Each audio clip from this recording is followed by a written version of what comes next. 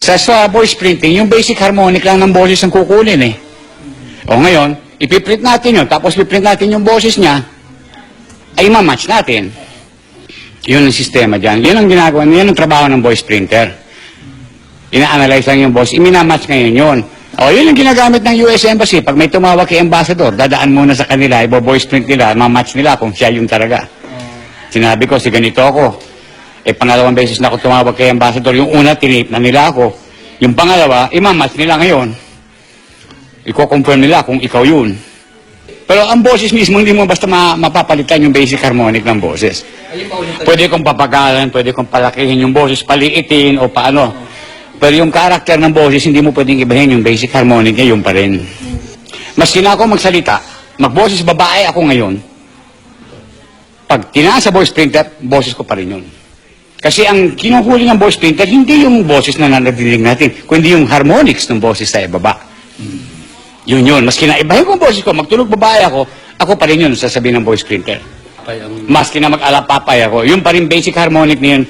Yung voice print, yung basic harmonic ang kinukuha, hindi naman yung natural na boses eh. Parang fingerprint yan eh.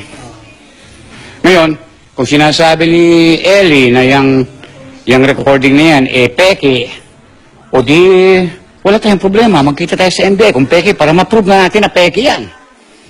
Ay, imamatch natin yung boses niya doon. Sa peking sinasabi niya. Ngayon, kung totoo siya, tama siya, aba, di pwede niya ipagsigaw ngayon na dinoktor talaga yung tape niya, na hindi siya yun. Ngayon, pag nag-match naman yun, abay, aminin niya, humingi siya ng public apology sa mga Muslim. So, it's up to him. Hinahamon ko siya, magkita kami sa NBI at mag-voice print. Para malaman na totoo. Once and for all.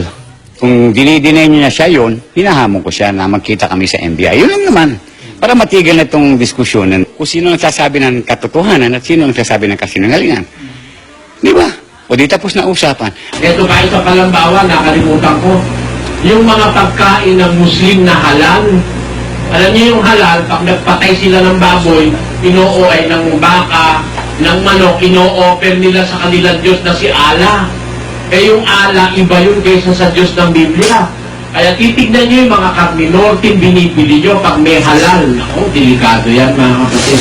Ino-offer ng Muslim yan sa kanilang Diyos pag may halal. Yung carninorte at saka yung manok na may halal, huwag yung kakainin. Ino-offer nila yan sa kanilang Diyos. Eh, hindi naman yung Diyos nila ang Diyos ng Biblia. Tandaan niyo po yan, no?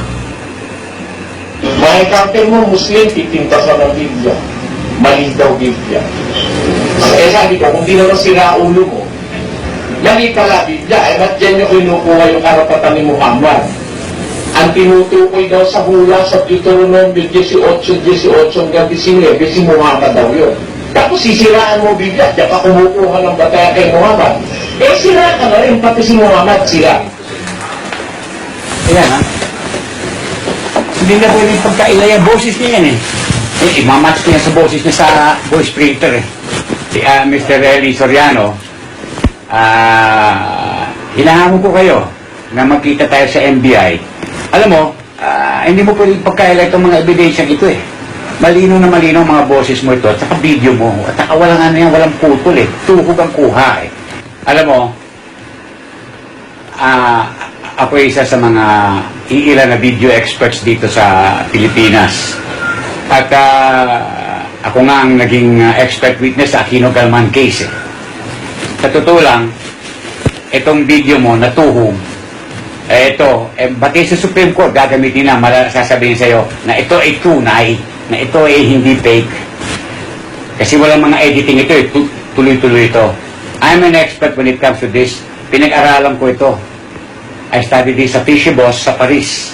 I studied my security in Paris. At dati kong hanap po ito, nagbebenta ako ng mga security cameras kung ano-ano. At nag-analyze ako ng mga tape at saka audio. Trabaho ko ito eh. Kaya, magkita na rin tayo sa NBI.